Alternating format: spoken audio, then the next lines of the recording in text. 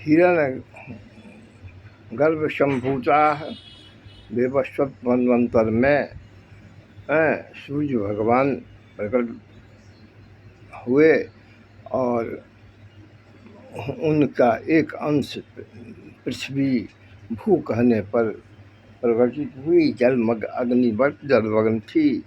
हिमालय से बड़ा बड़ा पहाड़ हुआ। हिमालय के बगल में दक्षिण भाग में पृथ्वी प्रकटित हुई, इसीलिए मत्स्य रूप में जोरन दे करके बुआरी माछ के गल पर से।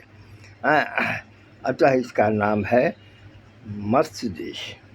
यहाँ पर ब्रह्मा मानस पुत्र दक्ष प्रजापति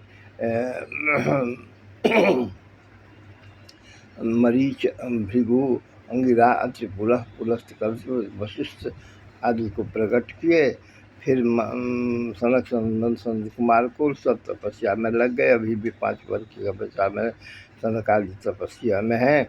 नारद भी तब वह मंत्र से मनु और स्वस्वरूप से शत्रुपा धारण कर सृष्टि प्रारंभ की। पालन पोषण परिवर्तन करना प्रारंभ की।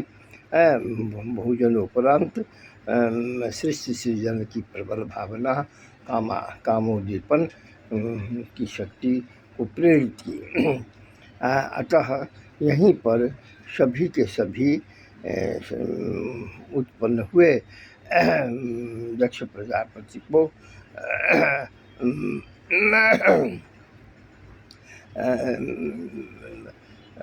13 कन्या हुई। स्वाहा अग्नि को, सुधा पितर को तथा 13 कन्या मरीच पुत्र अंगिरा कश्यप को दिए। विशेष मराठी यूट्यूब में पढ़ लीजिएगा, हजारों है।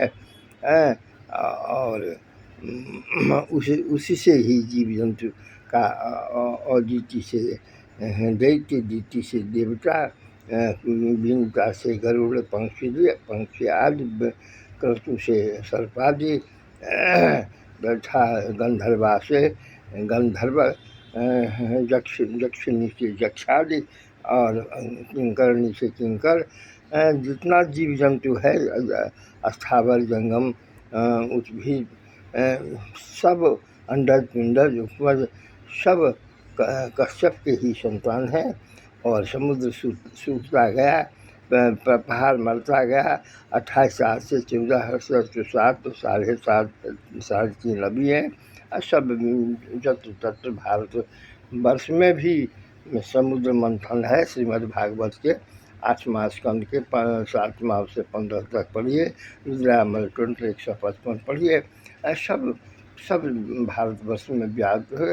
यही मिथिलांचल से के बाबूबरही ब्लॉक में बली राजा थे, जो उनके 6 पुत्र थे। बंगाल गए तो बंगाली हो गए। और सब उन्हीं के संतान सब व्याप्त है। अतः अब मैं सूर्यवंशी और चंद्रवंशी के विषय में अभिव्यक्ति करूँगा। हर हर महादेव जय।